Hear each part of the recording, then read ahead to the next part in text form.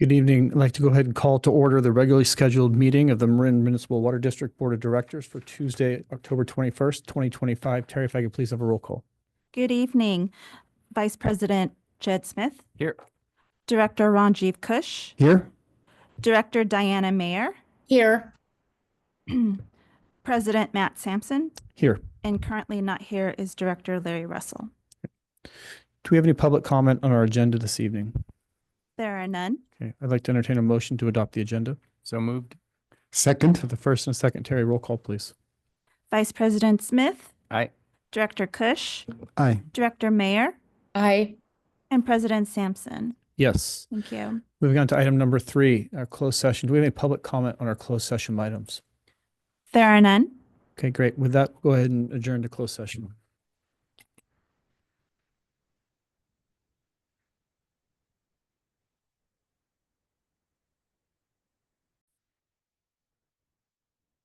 Okay, good evening. We're reconvening from closed session at 6:30 with no reportable action.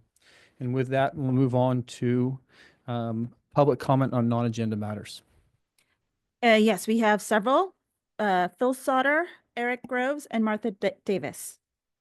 Good evening. You're probably all aware that Governor Newsom signed SB 31 last week, expanding recycled water use in order to conserve drinking water and strengthen drought resistance throughout California.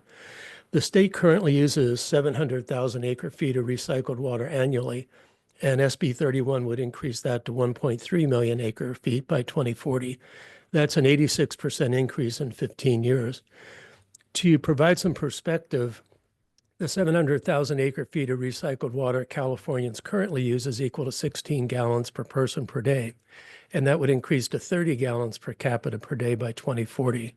That's system-wide use, so these numbers will be higher than just single-family residential use. Next, I looked at Marin's recycled water use, which is currently at 596 acre-feet annually. Again, this is system-wide use and not just single-family residential use. On a per capita basis, that translates to just under 3 gallons per person per day. So we're currently less than 1/5 of the average Californian's use of recycled water. To meet the state's goal of 30 gallons of recycled water by 2040, we need a 10-fold increase in our recycled water use. If we were to be successful in helping California meet its recycled water goal for 2040, that would mean 5,000 acre-feet of supply by 2040. Even if we were able to meet California's current rate of recycled water use, it would give us 3,000 acre-feet of supply. The benefits of replacing an additional 2,500 to 4,500 acre-feet of potable water use of recycled water are very clear. Reducing our use of potable water by those amounts would provide us with the same degree of resiliency as some of our most difficult and/or expensive water supply projects. We also know we have a market for that water. Peacock Gap was identified years ago as a potential recycled water customer for 285 acre-feet a year. The super users who want to keep their lawns green could be another sizable customer base, providing revenue even in times of drought.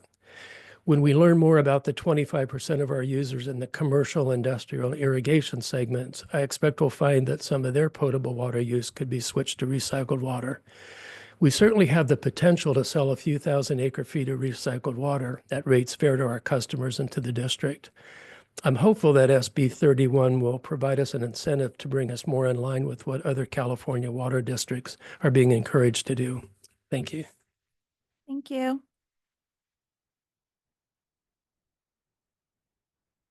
This is Eric Groves. I have a more prosaic comment. I was hoping to learn more about the status of the ARC project at this meeting, but apparently it's not on the agenda. And I was hoping that you all could put it on the agenda for a future meeting so we can get an update on that. Thank you. Good evening, Martha Davis. I wanted to just speak in favor of pursuing the recycled water.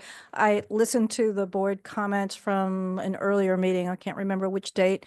And I just really appreciated all of you in terms of how you had recognized there might be an opportunity to sharpen a pencil here and just the importance of recycled water as part of a resilience planning process. So I wanted to speak in favor of that. And then I just wanted to say our Nicasio community is looking forward to meeting with your staff next week. Hopefully we'll have a chance to talk a little bit more about the agenda and the different issues ahead of the meeting. I just had a chance to touch base with Paul, so we're going to plan a meeting for later this week. So thank you very much. There are no further Great, speakers. thank you. And for the good of the order, we're going to be spending some time in a month or two on diving deep into the recycled water component before the end of the year. So stay tuned for more on that. And with that, we will move on to Director and General Manager's announcements. Director Hornstein, None this evening. General Manager, excuse me. Thank you. I apologize for the field promotion there. Demotion. Demotion. Great. Director Mayor.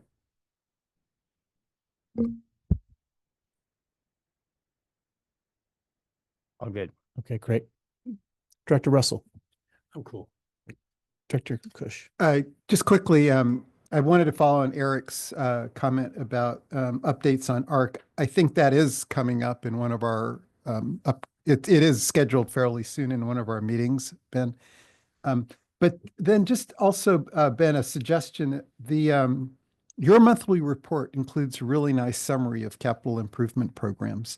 Maybe something similar with respect to water supply development, so that we can have those on a regular basis would be useful as well. Sounds good. The and just we're currently scheduled November 4th to bring an ARC update to the board and to the Right. public. Director Russell. Yeah, I have one quick comment. At the NBWA meeting, it appeared to me, I think that they moved the conference from the 10th to the 9th. That was my understanding, so. Just an update on everybody, so they knew. Of which month? April. April, right. Thank you. Director Smith. Yeah, great. I was just mentioning to Matt that I was asked to write a letter to the Mill Valley time capsule that will be opened in its 200th anniversary in the year 2100. And it was a pretty interesting concept to be one of a few people to be asked to do that. And I think that they asked because of our important role here at Marin Water as we think about the future. We are on, in many ways, traditional native Miwok land. And a lot of my writing ended up being about our impact on the future of the environment, our habitat, and the land. I do get choked up thinking about it, but the Iroquois concept of every decision we make should honor 7 generations in the future is real. And I wrote it as a letter to my kids, if they should be alive. In 2100, be 97, 95, and 93. And these decisions are significant. They're impactful. I knew my great-grandfather, who was born in 1875, and a lot of the people we know that are young today will live into the 22nd century. So I take this role in a very important, solemn way. I think we're doing our best, and I hope that the decisions that we make are productive for the future. Great. Thank you for that. I'd like to go to the general manager's report as well and comment. And the continued graph of use by tier user has been very helpful for me. So thank you for that. And I'd like to see that continued. And then exciting to see that the pit tagging of the rocks in Lagunitas Creek as the big restoration is moving forward. It might be a lot. If it is, please let me know. But it'd be really interesting to see sometime, late spring to find out how far those have moved on graphics to report back, just for interesting sort. But thank you for that. And sticking on the watershed, I couldn't be more happy to smell smoke a couple of weeks ago when we were able to get our 3rd unit burned for the year. 3 in a year is a lot of work. It's a ton of work. So hats off to the crew out there. And again, a big thank you to Marin County Fire. And on a positive note, I think, we'll call him Chief Weber for right now. He said that he wants to go at scale in 2026. So he said, bring your plan, bring it big. Let's get as much as we can knocked out. So I'm really looking forward to a good next year for that. And that was the report I have. We'll go on to board and committee reports. Do we have any board and committee reports? Not for me. Okay. Director Mayer, you're good. Great. I was just going to Nothing for me, thanks. dovetail into Director Russell's North Bay Watershed Association update. The annual conference on the 9th of April next year, I volunteered us for a talk on what we're doing on the watershed in terms of wildfire risk reduction and how it's going to tie into the health and productivity of the watershed. So we'll get on that pretty good. But they had a really interesting speaker. It was a little bit off topic, but on bees and how this beekeeper was actually showing the detriment to native bee populations when you're bringing in commercial bee operations and how they're out competing, and then there's pathogens and all sorts of interesting things. So interesting work. It's the company's out of Sebastopol. It's called ABIS, ABIS. Pretty interesting stuff on that. And then on their conference, it's going to be at the Jonas Center at IVC on that day, all day long. So really encourage that. Also attended the Tomales Bay Foundation last week, and unfortunately, we were able to get to a lot of the stuff that we were hoping to talk about because they really focused all their time on the water quality at various beaches throughout Tomales Bay, which has not been a very good thing. So their work on that. So nothing of substance to report. So moving on to item number 8, consent items on the calendar. Terry, do we have any public comment on the consent calendar? There are none. Okay. With that, I'd like to go ahead and entertain a motion to accept the consent or approve the consent items. So moved.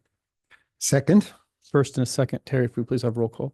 Vice President Smith, Aye. Director Kush, Aye. Director Mayer, Aye. Director Russell, Aye. and President Sampson. Yes. Moving on to number 9, regular items. Number A, road and trail management plan update.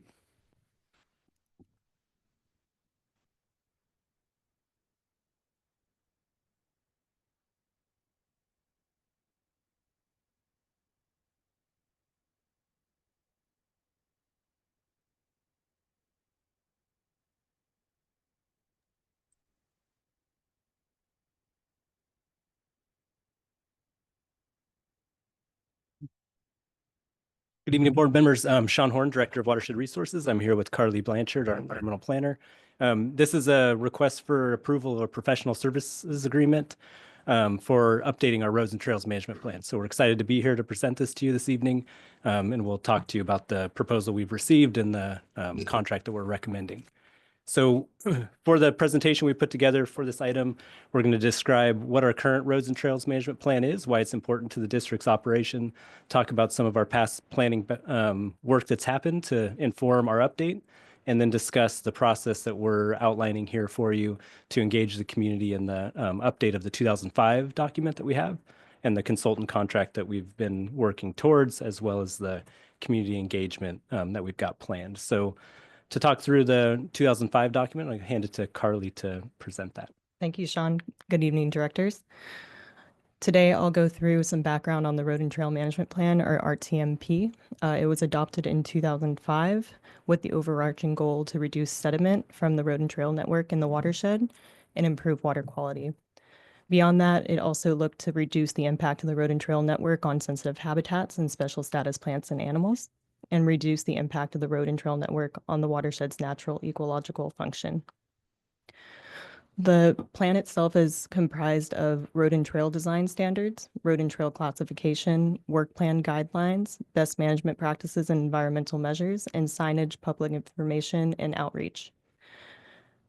It's important here to highlight the road and trail classification itself. Within the plan, it's defined with 5 different classifications for road types and then 5 classifications for trail. And the 10th classification, or Class X, was reserved for future definition and was not ever moved ahead. Another key piece of the plan was the social trail criteria, which outlines how the district will prioritize closure or decommissioning of social trails. And it defined high criteria, or high use and high impact, as the ones we should pursue first. This all folded into the plan itself, and then it was also accompanied by a programmatic environmental impact report, which went through the different mitigation to reduce impact, analyze the impact of the plan's implementation, and also define some of the permits we needed to move the work ahead. And not only has that plan helped us reduce the sediment and improve water quality, but it's also allowing for our district staff to access the different infrastructure within the watershed and allow for recreation users. So moving on, we can now talk about a more recent plan, which is the Watershed Recreation Management Feasibility Study. This originally kicked off with an e-bike workshop in December of 2018, and then was followed by a series of community advisory committee meetings or workshops. There were quite a few from September of 2019 through April of 2020. This followed by stakeholder meetings and then finally resulted in a CAC recommendation report summarizing all their findings from those workshops. That then led into the actual recreation management feasibility study, which was another series of workshops, followed by more stakeholder meetings, and then finally starting to build the draft plan itself or the feasibility study. And to dive a little bit deeper into what those workshops looked like, we held 6 different workshops with 2 site visits, one in July of 2022 and another in November. These workshops covered everything from the project overview, areas of interest, desired conditions, stewardship, outreach programs, facilities, management strategies, adaptive management, and then finally the key takeaways. Throughout this process, we were also conducting visitor use surveys, which fed into a visitor census data analysis, and that all ended up feeding into the final document or the final feasibility study. So now that we've collected all that information and we have a really good backbone from the original road and trail management plan, we're really looking to key into areas and investigate stewardship and social trail priorities. So looking back at those social trail criteria and defining the environmental settings, and then looking to the different management and restoration for that criteria. Then we'll look for trail standards and explore bike trail standards for single and multi-use, evaluate trail design specifications and improvements, and trail safety and visitor management as well. From there, we'll start to talk through the trail classifications. We already have those 10 classifications, but further defining and evaluating the bike trail options, road to trail conversion, shared use of existing system trails, and social trail conversion. We'll also build out further the visitor engagement and outreach. So that'll be trail stewardship and environmental education, visitor outreach and management. And then we'll move into monitoring. So that'll be really looking at the different community types in the watershed. So the different sensitive habitats or species, and then form an adaptive management strategy from there. From whatever we get back from that monitoring effort, we'll begin to manage in that direction.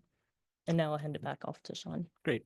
And as Carly mentioned, the 2005 document we've been operating on for over 20 years. It's been a great document for the district to manage the watershed, but it didn't do everything perfectly. So we kind of acknowledged some of that going into this update, and we've got plans to kind of bring forward a fresh look at how we're managing the watershed from a visitor perspective, from a facility perspective, and from a stewardship perspective.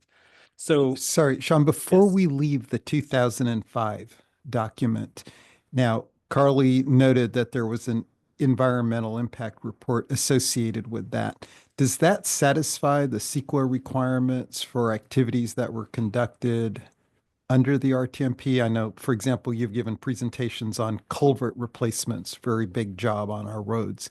And so those are then covered by the EIR in the 2005 draft plan. That's correct. So the plan itself identified kind of a number of improvements that the district would do over the life of the document, as well as some goals for managing social trails. And it covered kind of our regular or routine maintenance type of activities. And so that's really the power and strength of the document, is kind of, we never know what's going to happen on the watershed, right? We've had a lot of road failures and slides, and that document provided us with that environmental compliance coverage to conduct those maintenance projects as needed as they came up. And culverts is an example of one of those Right. types of maintenance. Right. Yeah. So some ways an analog to the way BIFIP allows for the various wildfire mitigation and conservation activities that we're employing on the watershed. Yeah, that's accurate. Thanks. So I'll note that the district came to the Watershed Committee on September 18th. We provided kind of an early presentation on what we were intending to do with this contract, and allowed and requested community input on components of that process. We developed an RFP and released that on September 12th. We received our proposals October 6th, and then we held interviews on a Friday, October 10th. Pretty quick turnaround in process. We had 3 incredibly qualified and capable firms that responded.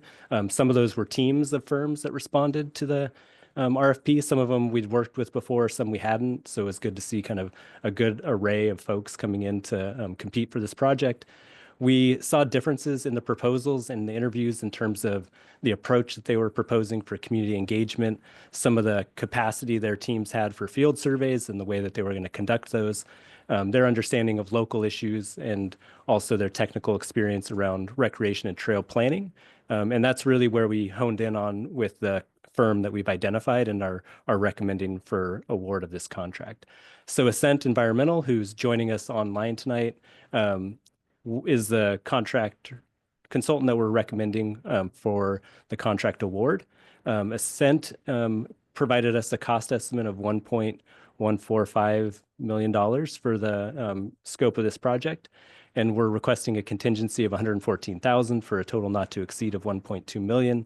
The scope includes project management, workshops, public meetings, site visits, some GIS work, as well as biological and natural resource assessments to support our understanding of kind of the update, and then an update to the actual document, the roads and trails plan, as well as the environmental review. And throughout this presentation, we'll go into each of those tasks in a little more detail so you understand kind of what's included. Before we do that, though, we wanted to kind of identify why Ascent seemed like a well-qualified firm for this based on some of their past experience. And they had a lot of really interesting experience helping other agencies with trail planning efforts like master plans for public parks, as well as doing trail suitability modeling that they're currently working on with Anadel. And we got really great feedback from state parks in response to their work that they've been doing there on that project. They've also done some great stuff with habitat modeling across the state of California. And in terms of environmental review and CEQA process, they were part of the team that developed the Cal VTP. They also helped state parks look at change of use of some of their trails. So some really great examples of kind of similar work that we'll be doing as part of this update. So the workshops in task 2, I'm going to skip over task 1, which is kind of the project management task. Task 2, our proposal for the support the district here is to host a workshop on November 9th and 10th, which we brought forward to the board to review. This is really going to provide that early input that's going to develop some scenarios that we'll bring back to the board at the December Watershed Committee meeting. This is going to allow us to work with the community to think about kind of trail priorities in terms of social trail management and stewardship and what that looks like. And then also thinking about kind of the update to our classification system for roads and trails, and then thinking about how we engage our visitors and how they can participate in the stewardship of the watershed.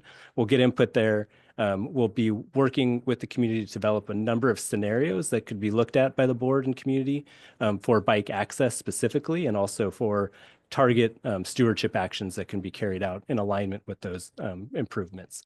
That's something that we'll have a discussion at the Watershed Committee about and think through kind of a preferred approach. And once we have that preferred scenario, that'll give us and the consultant team the guidance we need to go out and do those field surveys to really support kind of those longer term discussions with the community and engagement. And we're proposing to do that through a series of community workshops, or sorry, site visits, where we'll actually go out in the field, explore these trails and these social trails that we're talking about, and we're building into the roads and trails plan update. And that's really key because what we found in our 2005 document was that was really ambitious. We said we would take on a lot of social trail management and restoration, and it didn't really have a kind of cohesive logic to it in terms of how it would support access and how it would address certain problems and kind of priority parts of the watershed.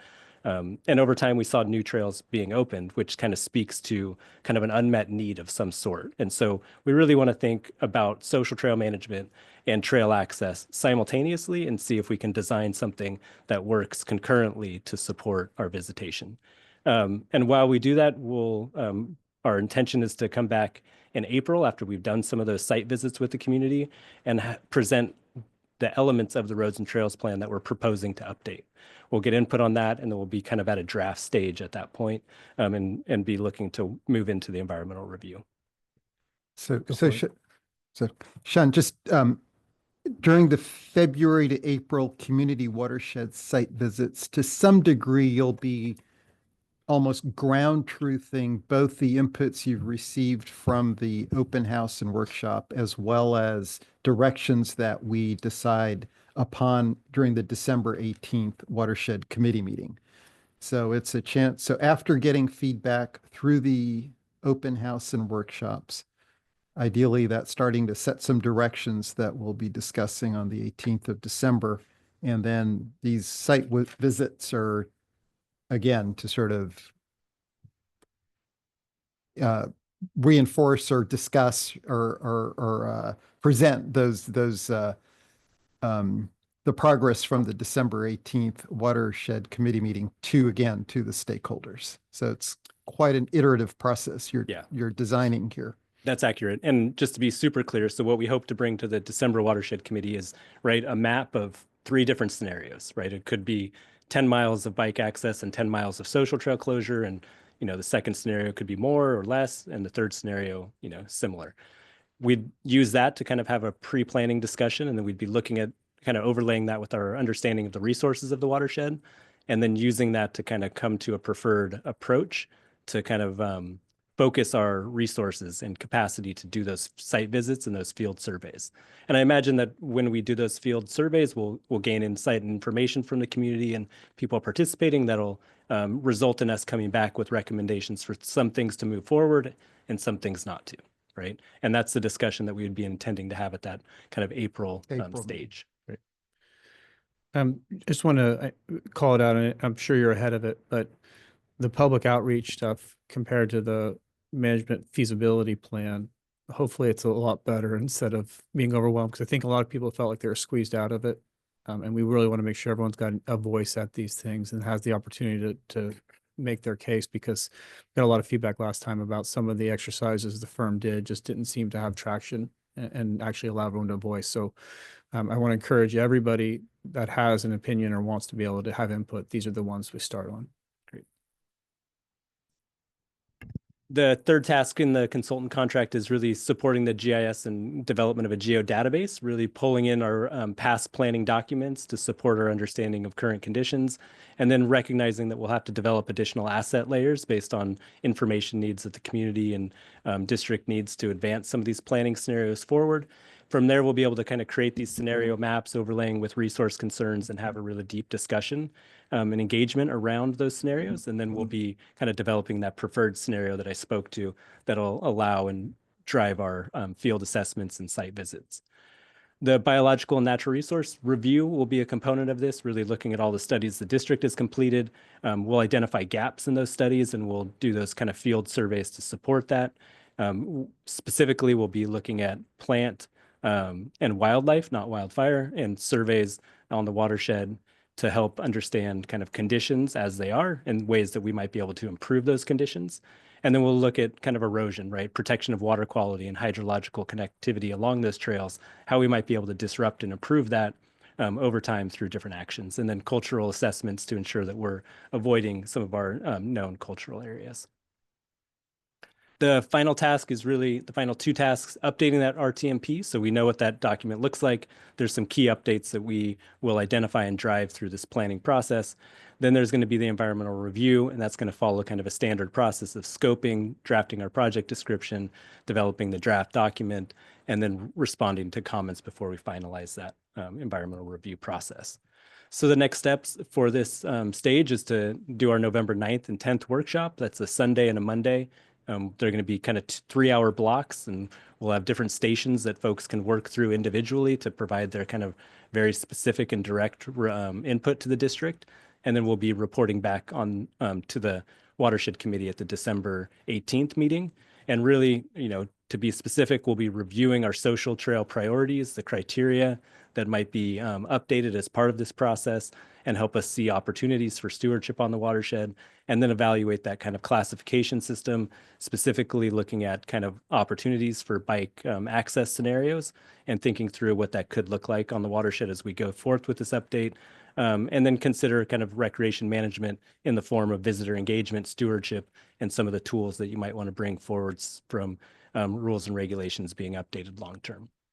So with that, we'll take any questions that you might have, but the recommended action for this item is to approve a contract with Ascent Environmental to support the update of the RTMP and the environmental review.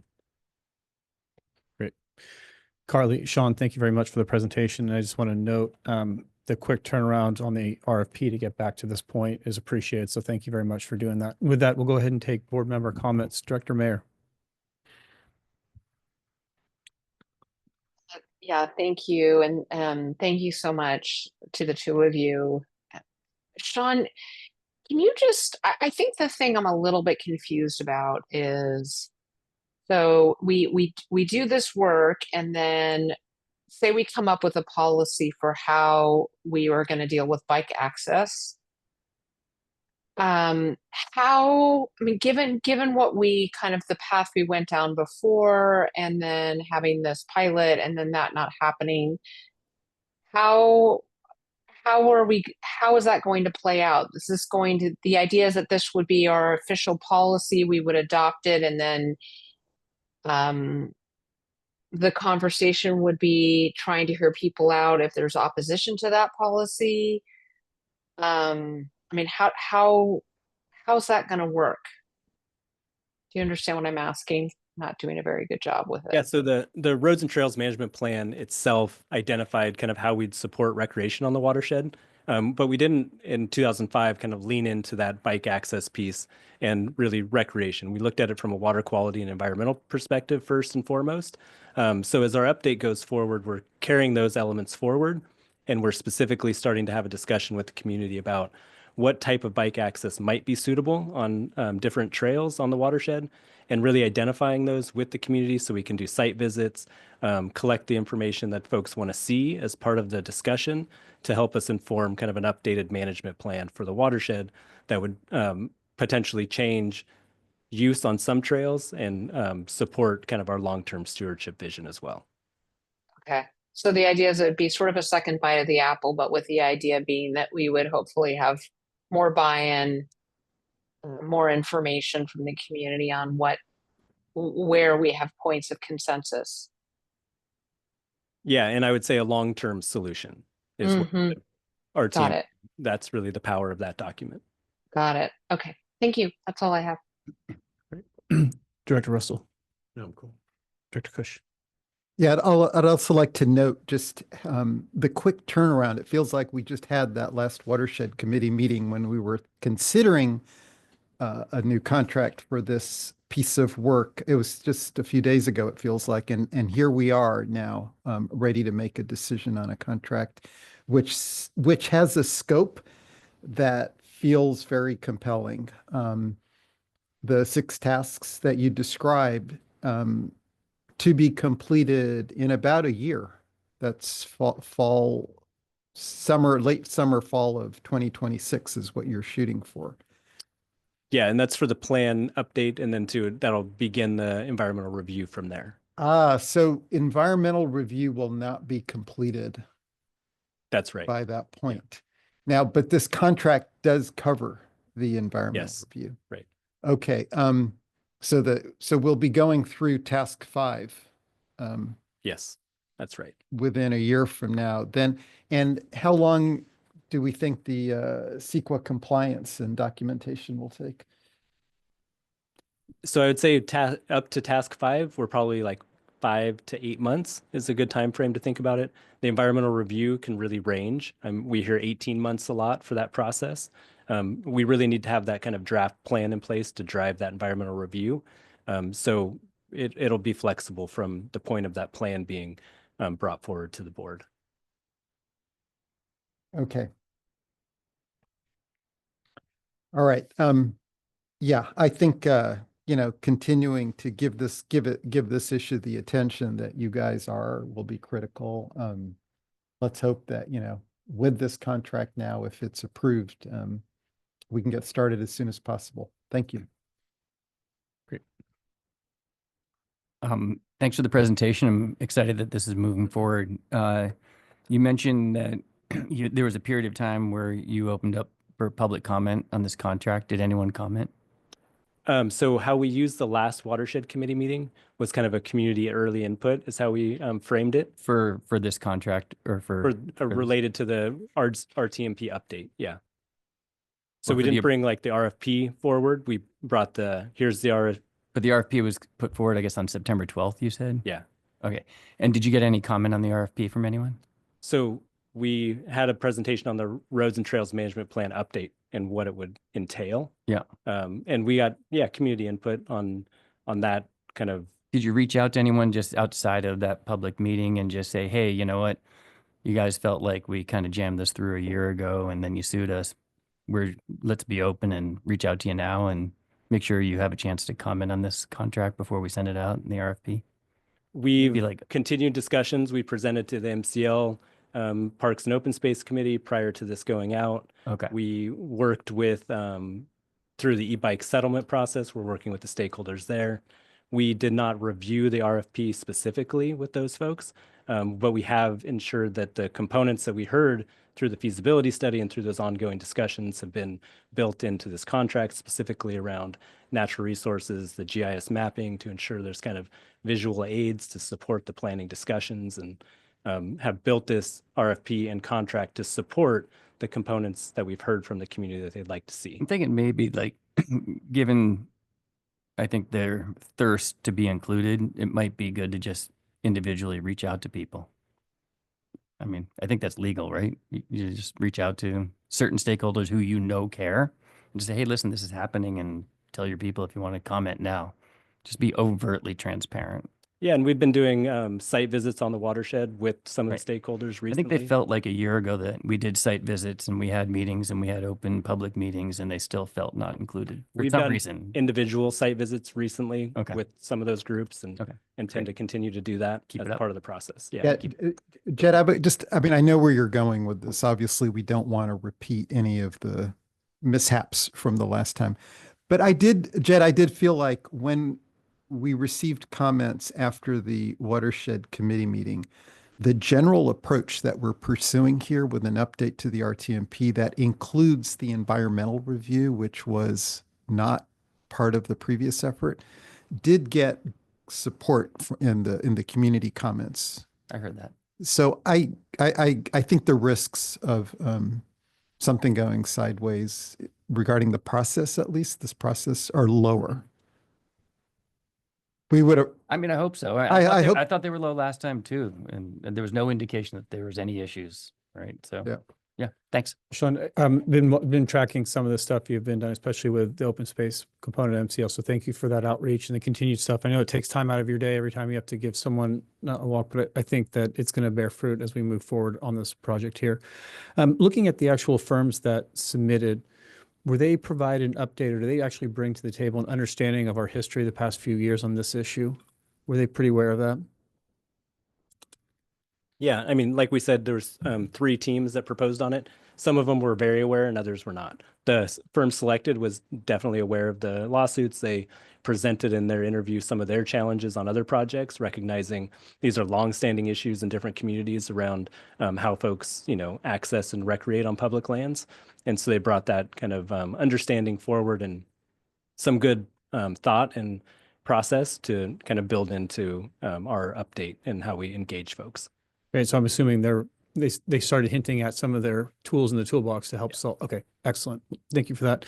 One of the pieces on the scope component of it, and it would be an interesting opportunity for folks to be engaged and I think be able to contribute, is when we look at something like the closure of a social trail, can we actually put up some sort of public safety or public service announcement, or actually have some sort of signage up with a little bit more definition of why it's so detrimental to the environment to go these places?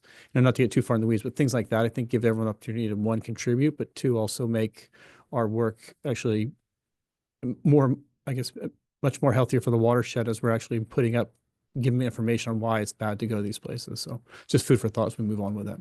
Great. Thank you. Matt, Yes. sorry, Sean, I'm still hung up on the timeline. So we have on the slides, you show that by summer, fall of 26, we'll have the public draft RTMP and environmental review. So just wanted to clarify, or just ask the degree to which the environmental review will have proceeded by that point. Which slide did you see that on? Do you know? Slide 10. So what we intend to have is the draft RTMP by summer, and be working through the environmental review. The end of the environmental review is really an unknown date Right. based on input we receive. So environmental review will be in progress at that point, Yeah. but not completed. Right. Okay. Thanks. Excellent.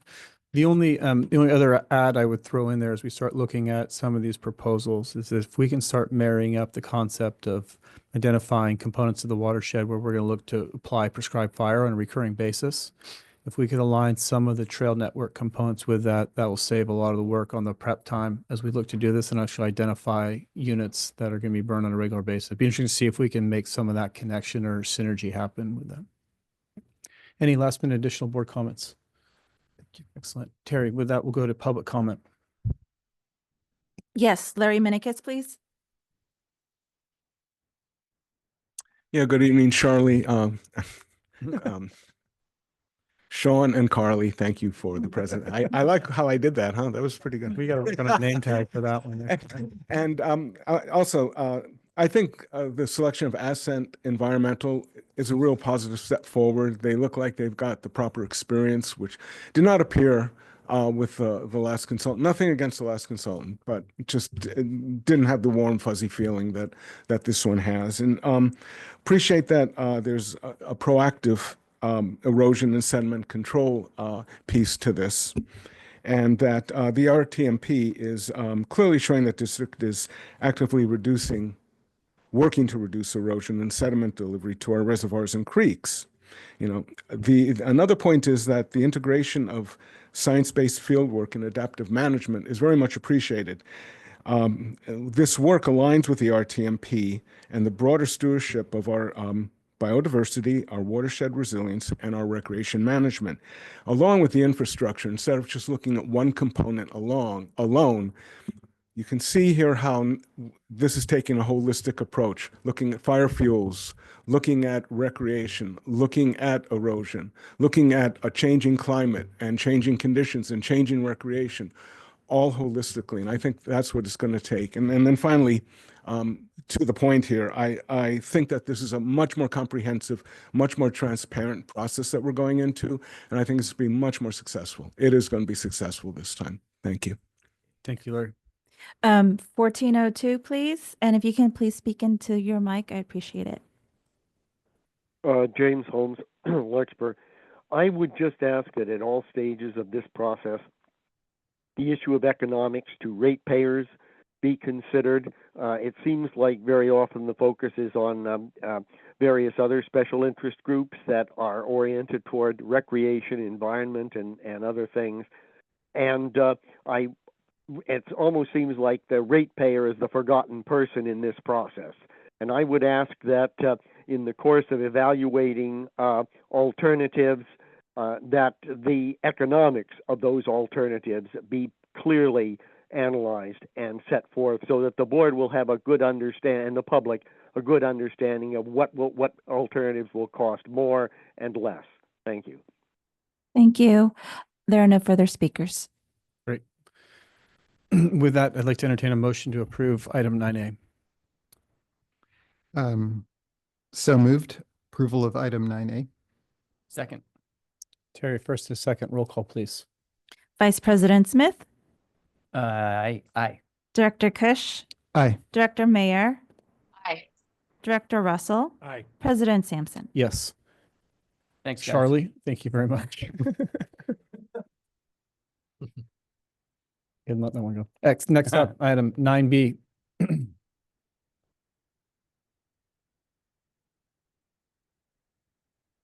Future meetings.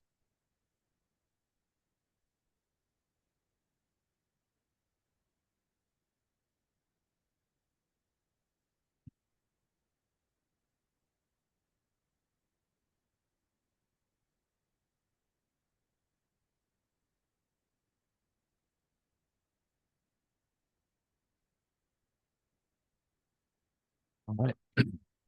Thank you. Good evening, directors. My name is Zach Talbot. I'm the engineering manager of design, and tonight I'm here with Matthew Steiner, the manager of our water quality department.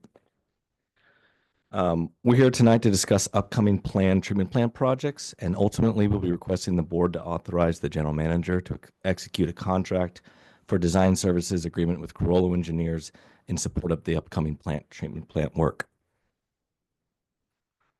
It's not up. You guys need to share Oh. it through. Yep. Thank you.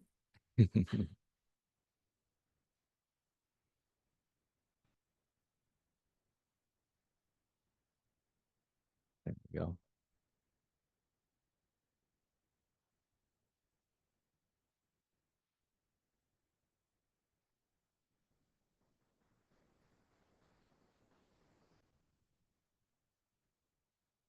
All right, there we go. Apologies. To start off the presentation, Matthew and I will give an overview of marine water treatment plants and their various processes. We will identify the water treatment plant projects that are in the 2-year capital improvement program budget. We will review the qualifications that were sent to us through an RFQ process that was put out earlier this year. And then finally, we'll end on next steps where staff will seek authorization for the GM to execute a contract with the consultant firm to support these projects. A brief overview of our 3 treatment plants. We've got the Bontempi treatment plant, which was constructed in 1958. It's our oldest treatment plant. It treats water from Bontempi Reservoir and it has a nominal capacity of 20 million gallons per day. The next is our San Geronimo treatment plant. It treats water from both Nicasio and or Kent Reservoir. It has a nominal capacity of 350 million gallons per day, constructed in 1961 and again was expanded in 71. And then finally, we've got Ignacio Water Quality Pump Station, which receives water from the Russian River and adjusts the water quality. It has a nominal capacity of 16 million gallons per day and was constructed in 1976. And now I'll hand it over to Matthew, who will go over treatment plant processes. Thanks, Zach. There we go. Thanks, Zach. Got to move a little bit closer. Sorry about that. Yes, good evening.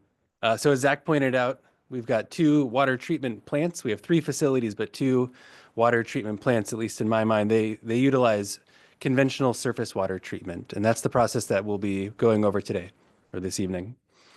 We utilize a multi-barrier approach, which starts with a source water protection plan. So we limit the recreational activities in our source waters. We utilize a chemical treatment, chemical addition through rapid mix and clarification process to remove the majority of our sediment, somewhere between 75 and 80%.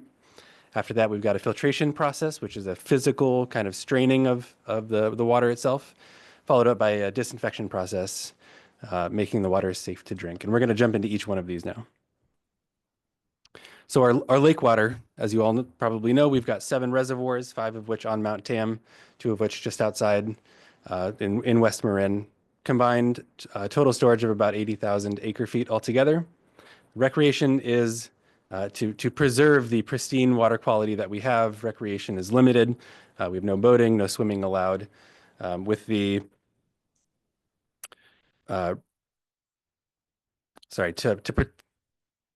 The reason it's protected is to protect our water quality from exposure to biological sources like the golden mussel, which some of our neighbors are currently struggling with, and from man-made or anthropogenic sources like sunscreen. We monitor regularly for algae and associated tastes and odors as well. So our first process we're going to jump into is the flash mixing. Metal salt ferric sulfate coagulant is added to the incoming water once it gets to the plant in a highly energized process to promote mixing. So the coagulant is added through a nozzle, which is shown in the lower right image. But you can't, or the part that you can't see, the big elbow, which is pointing upstream to the flow, the direction into the flow of the water to promote mixing, to make turbulence. In the top image, you can see the cap of it, if you will. The addition of ferric sulfate in this manner and at a proper dose, it destabilizes the particles in the water and promotes the formation of larger particulates. Clarification. So clarification is the process of combined sedimentation and flocculation together. As opposed to the rapid mix, the high energy of the flash mix, clarification is a much slower mix. It's where these now charge neutral particles, which previously didn't want to interact with one another, now can and are encouraged to. We want them to coalesce into larger particulates called flock. As the flock increases in size, it settles to the bottom and gradually flows outward radially toward the launderers. The clarification, as I mentioned, this process removes about 80% of the particulates. And the image on the screen, that's overview of the San Geronimo treatment plant, both clarifiers 1 and 2. Once leaving the clarifiers, the water enters the filters. At San Geronimo, there are 6 filters. The image on the screen is of one of them. The filter bed is comprised of 34 inches of anthracite coal supported by 12 inches of sand.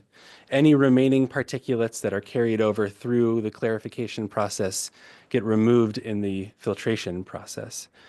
Every so often, the filter material needs backwashing, and I've tried to capture that here. So what we're watching is the filter draining down. All the usable water that we can goes through the filter beds.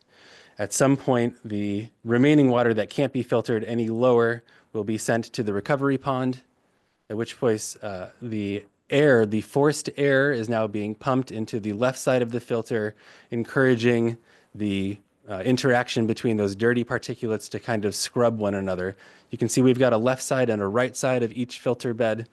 Once the particulates are clean, finished water, drinking water, potable water is used to rinse it and refill the filter so that the filter is ready to be put back in use. The proposed engineering service contract would support design of replacement of critical backwash and filter production control valves. So what you can't see in this filter is the bottom of it. There are critical control valves, what would be kind of down below in the filter gallery, that are constantly controlling the production rate of the filter, as well as that backwash sequence that we just saw. That leads us to disinfection.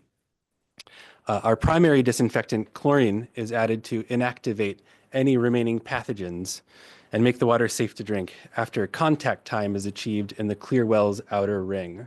So the clear well number 2 at San Geronimo, is divided into 2 chambers, an outer chamber and an inner chamber. The outer chamber, that blue ring, which we just saw the animation for, is where the free chlorine is coming into contact with the water. Once the water is disinfected, aqueous ammonia is added to form monochloramine, a longer lasting disinfectant. You can see where the green circle is, that's where the now disinfected water is pouring over into the inner ring, the storage portion of the clear well. Aqueous ammonia is a challenging chemical and presents a risk to staff and general public. And the proposed engineering service contract would provide design to replace aqueous ammonia with liquid ammonium sulfate, eliminating risk to staff and general public. It's probably worth mentioning that the liquid ammonium sulfate's been piloted at Bontempi successfully. Chemical addition. Treatment chemicals are stored in bulk storage tanks, like the one shown on the screen. This one in particular is for sodium hydroxide or caustic soda. Across all 3 of the treatment facilities, there are 28 bulk storage tanks. The average age of the tank is 28 years old, with the oldest being 44. The tank material it varies depending on compatibility with the chemical it contains, though plastic is common. Sodium hydroxide is kind of maybe noteworthy in the sense that sodium hydroxide has a freezing point of about 58 degrees Fahrenheit, which means it constantly needs to be kept warm. While it might be difficult to see on the screen, there's actually a protective insulative layer on the outside of that tank, along with something resembling a heat blanket, covering between the tank's exterior and the insulation as well. It's worth noting again here that aqueous ammonia is a challenging chemical and presents a risk to staff and the general public. The proposed engineering service contract would design replacement chemical storage tanks. And with that, I'm going to pass it back off to Zach. Thanks, Matthew. So typically, when you look at replacing one tank, it's a small capital project in terms of dollars, well under $1 million. But it can be very time intensive when it comes to design time. It could occupy a single engineer for half a year. So typically we like to bundle projects. It's ideal. So instead of replacing one tank, maybe you replace 6 tanks at a treatment plant, or instead of one valve, you replace 6 valves. And there's a benefit to experienced treatment plant design teams to tackle these bundled projects within the plant, because oftentimes when you replace one component, it might affect another. And so having a specialized design team who are familiar with that, who work on treatment plants year round, can add efficiency to our design process to keep up with our aging equipment and to get projects out in a timely manner. And so that's why it's ideal for an external consultant typically to perform this type of work. So in the summer of this year, in July, staff put out a request for qualifications for engineering services for water treatment plant projects. This was specific to water engineering firms that primarily tackle water and wastewater design services. And one of the key components of their qualifications is they had to submit on a multidisciplinary team. So typically a project manager can be led by a water treatment process engineer, and then their team would compose of a mechanical engineer for valves, electrical engineer for all the electricity going to the different components, structural engineer, for instance, if one of the tanks needs to be larger, you can modify the building for up-to-date seismic code, and then controls engineers, because a lot of these systems are automated and run through our SCADA system. So as I mentioned, there's a benefit to hiring a specialized design group that focuses on these types of projects, and we could package them and send them out for construction in packaged design packages. So let's just say it's in the middle of winter, you can put out a design project to maybe shut down the plant for 6 weeks, and you could tackle a few of these projects at the same time while the plant is offline. And there's an efficiency in that. So going back to our schedule, we put out an RFP or an RFQ in July of this year. We received qualifications in August. We received 2, and staff reviewed them in September. And tonight we're seeking contract award for the selected consultant. So next steps, if a contract is approved tonight, staff will begin developing these detailed scope of work packages with the consultant to tackle these treatment plant projects that were discussed here tonight that Matthew brought up. And with that, staff recommends that the board authorize the general manager to execute a professional services agreement with Carollo Engineering to support the capital improvement program for these water treatment plant projects in an amount not to exceed $750,000. Thank you. Great. Thank you. And Matthew and Zach, thank you for the presentation on that. We'll move first to board member comments. I'll start to my right this time. Yeah, all good. Thank you, Matt and Zach. I appreciate the detailed review, and I'm supportive. Appreciate it. Yeah, my thanks as well. Matthew, in particular, all the background, that was really helpful just for a better understanding of how these systems work. So always good to know that. The proposed work sounds good and important. I'm glad we're taking a look at this. I think I just have more questions around the logistics of this. First, the treatment plants are quite old. Obviously, one of the reasons we want to do this. But is there room for now considering other innovations or developments in treatment that weren't available when the plants were designed that we should also be considering, whether it's now or at some future project? Are there other changes that would be reasonable to consider? Yeah, that's a great question. The plant has been upgraded, since 1958 and 1961. For example, the SCADA system was one of those revolutionary control ideas that came around. And while that might, seem a bit dated now, we use it every single day. That said, there will always be more developments in the technology world and the treatment world. Largely, a lot of the processes have remained the same, and the water that we produce is of very high quality. But we're always trying to stay our best at keeping abreast of the latest and greatest technologies, or even those that are applicable. Mm-hmm. Yeah, the one that we've talked about a few times over the years is looking at ozone, right? So that would be kind of the sort of polishing alternative treatment that has a lot of benefits, a very strong oxidant and doesn't have some of the issues you can find with chlorine as your sole disinfectant.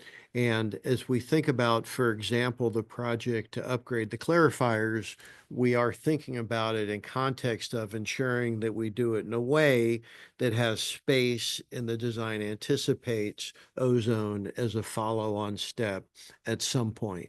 So we are thinking about that. I'd say that's really the biggest kind of strap on to our current treatment process that, as you heard, it's conventional and frankly hasn't really changed as an industry standard for, decades and decades, but ozone is kind of now, I guess probably the big change that we've done over the years was from chlorine to chloramines, Right. for example, and then ozone would be the next one. If we did incorporate ozone treatment, would that enable us to reduce our chloramine levels? I'm guessing you still have to maintain some It residual. would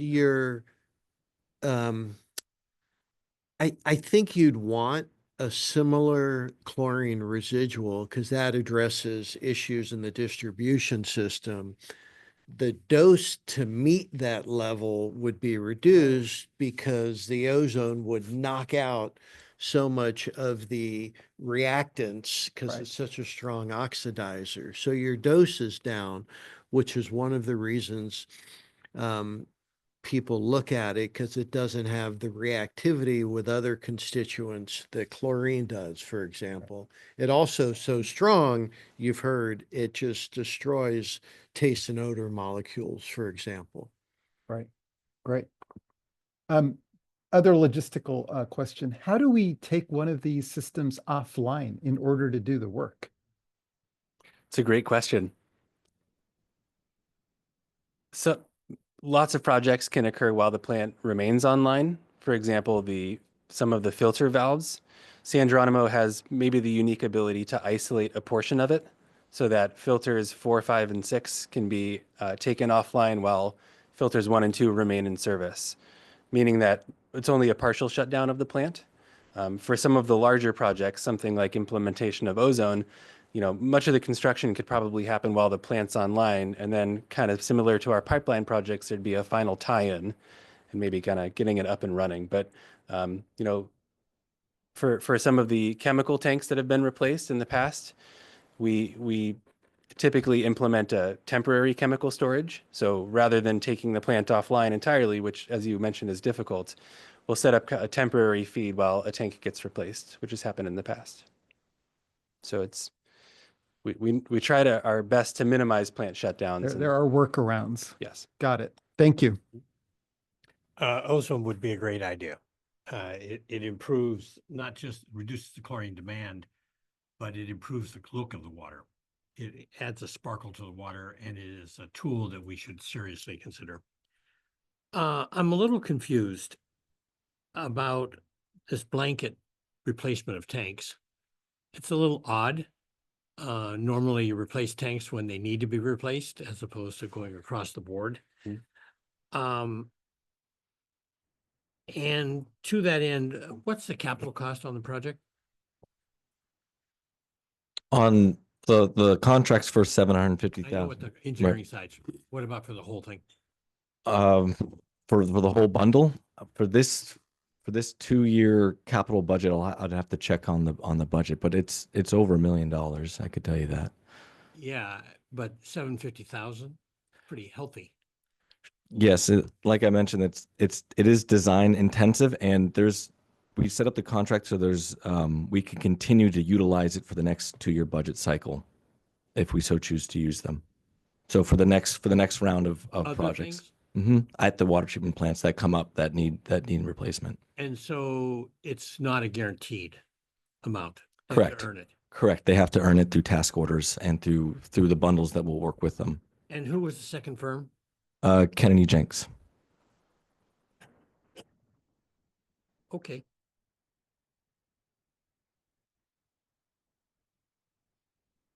Thank you.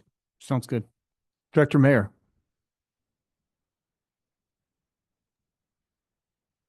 I wanted to thank you for all the detail in the presentation. I really enjoyed it, and particularly having just visited the treatment plant with you, Matthew, was really, I felt like I really understood. So I really appreciated that, and it really just brought home what a valuable thing that tour was. I don't really have any comments. It all looks good to me. Thank you both. Great, thank you. Going back to the bid piece, only 2 people bid on this. Was that a surprise? We sent it out to 3 firms, so we got 2 out of 3 responses. It's a qual statement, It's a qualification statement. so they're not actually bidding. Gotcha. Thank Yeah. you for that clarification. Okay. And then this will take us through a 2-year cycle. for Yes, the- we'll be able to tackle all the identified projects in the 2-year budget cycle with this contract. Funding, maybe not time, but the funding Yeah, component. yes. Okay. And when do you anticipate some of this work starting? Most likely, once we get them on board, it'll take a few months to kind of put up together the bundles and then create the design packages. And so I would imagine within 6 to 9 months, we'll have a design ready to start systematically replacing some of these projects depending on their complexity. Great. Well, appreciate you guys taking care of these things and not let them go much further. So thank you. Any further? I have one more. Are you looking at some kind of a standard design? Standard tank? Instead of 28 different ones? Yeah, so as Matthew mentioned, most of them are plastic, so that could probably be a standardized design, and some of them use different materials. One of the first things that we want to do is create the new temporary tank in a chemical storage room that is no longer being used, and that'll be the first step in kind of replacing these tanks.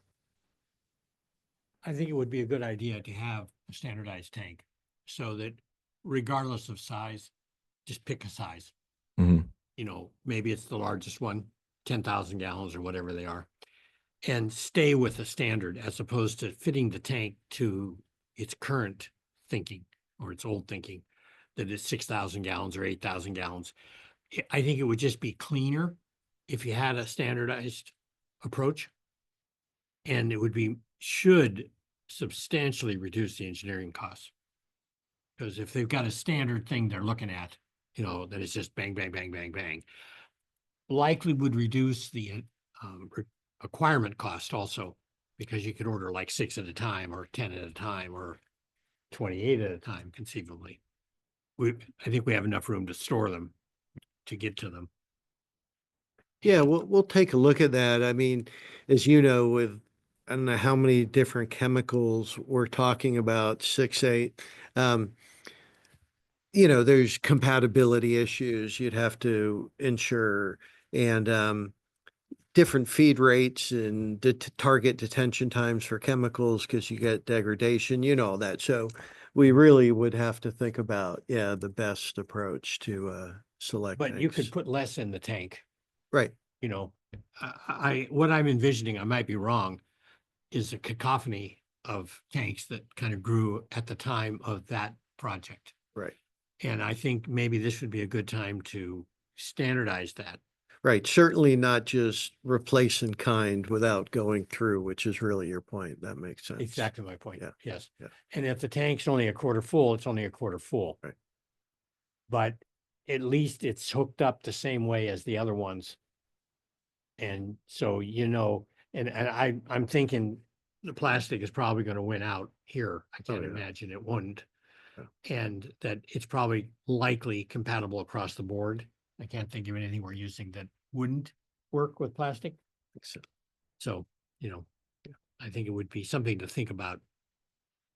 Corolla will probably push back on that because it's probably easier just to change them as they are.